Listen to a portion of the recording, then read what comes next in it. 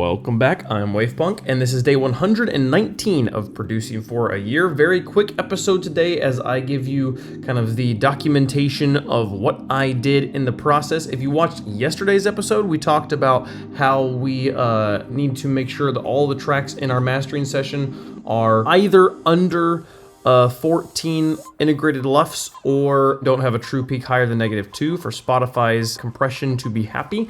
So yesterday we went through the process of kind of figuring out mathematically what we need to do to tracks to make that possible with us mastering or kind of like getting the volume level set on this character select track.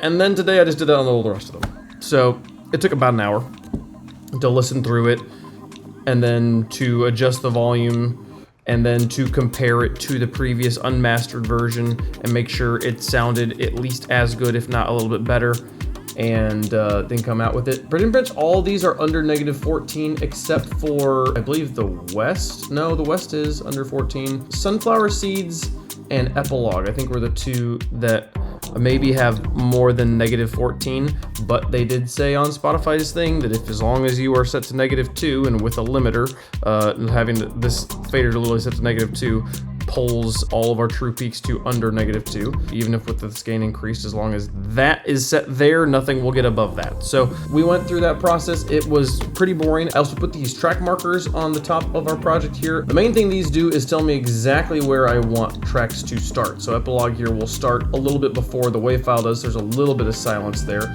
Now I do realize I maybe did this in a backwards order. If I want to do any actual sonic changes to the tracks, like putting a little bit of like EQing, you know, kind of pulling out a little bit of this or pushing down a little bit of that or something like that, or adding some saturation.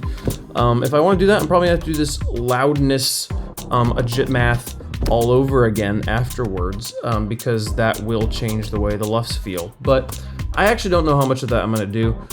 I like the way the tracks sound. The main thing I need to do now is render the tracks out and go listen to them on a million different sound systems and make some notes and maybe come back and see what things I do want to do there. But like with just listening here on the headphones, I like the way everything sounds. So I need to go and take this out into the real world. But yep, quick episode today.